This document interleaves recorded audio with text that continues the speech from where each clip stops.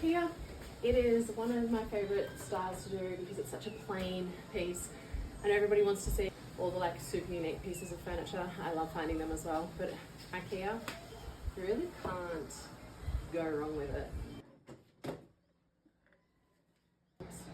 Top, left, right. I feel like a broken record saying this because I feel like it doesn't matter what I clean, sand or paint. I always say it, but I always clean first because all of that, when you sand, you push it down into whatever surface it is that you're sanding. I need to clamp this dresser, but that's my longest clamp. With the Irwin ones, you can buy an attachment and you can add 2 clamps together to make a super long one.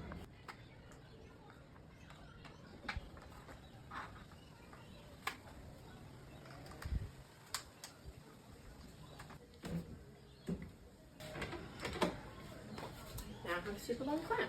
The other place that I need to clamp is this little splinter here, but by the time I put a clamp on and really push on it, more glue is going to come out, and I don't want it sticking to the clamp, so baking paper. Then when I take that off, it'll have no problems. It's not going to stick to this.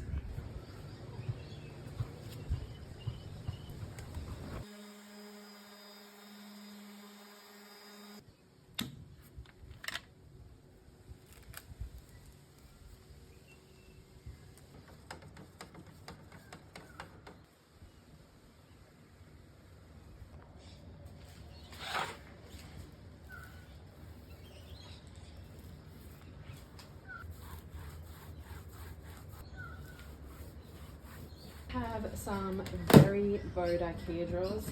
As you can see, this is the base. I'm going to show you how I will fix this. I am going to use some offcut. So long as it's not taller than your front bit, it's not going to hit anywhere. I'm going to use 2 for this one because it's quite sagged. Now we're going to glue it and screw it. My wood glue, I need to get a new bottle. I'm going to want to weigh it down. And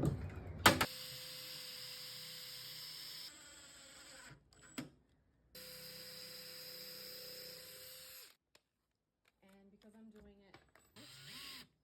it, I need to countersink the screw head so that I can fill it and you won't be able to see where it was.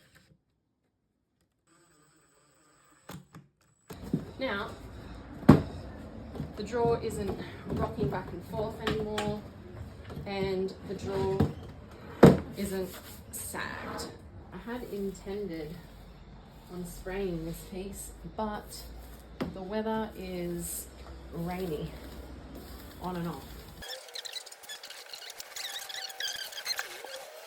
In between coats of paint, you can use a high grit. I'm using 240 grit, and you just want to knock the top off. I'm applying light to medium pressure.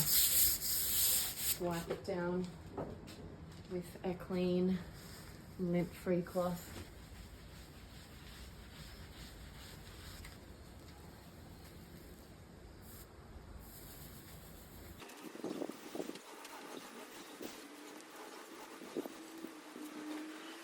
I put these little furniture feet on every piece that I do, just for that little bit of extra protection.